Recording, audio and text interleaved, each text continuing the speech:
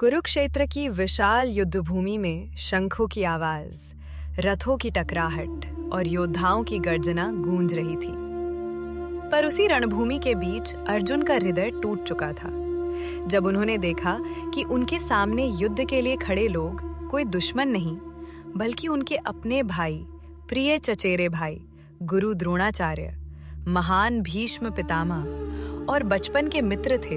तो उनके हाथ कांपने लगे, आंखों से आंसू बहने लगे और मन भय, दुख और करुणा से भर गया। अर्जुन ने भारी मन से अपना धनुष नीचे रख दिया और श्री कृष्ण से कहा, मधुसूदन, मैं इस युद्ध को नहीं लड़ सकता। मैं अपने ही लोगों पर बाण कैसे चलाऊं? विजय भी बेकार है अगर मेरे अपने ही ना रहे।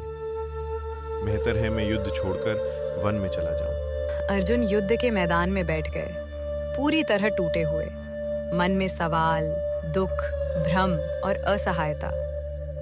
तभी उनके सारथी भगवान श्री कृष्ण धीरे से रथ से उतरे, अर्जुन के पास आए और शांत लेकिन दृढ़ स्वर में बोले, हे पार्थ, ये जो तुम्हें दिखाई दे रहा है ये मोह है, भ्रम है। सत्य इससे कहीं गहरा है।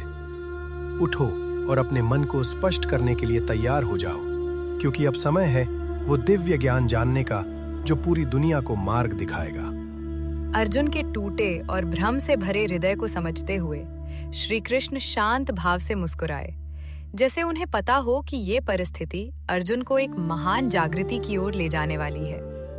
कृष्ण बोले, हे अर्जुन, तुम जिस दुख को लेकर युद्ध से पीछे हट रहे हो वो शरीर के नष्ट होने का भय है। पर समझो, ये शरीर नश्वर है और एक दिन समाप्त होना ही है। लेकिन आत्मा जिसे तुम वास्तव में हो वो जन्म नहीं लेती, न कभी मरती है।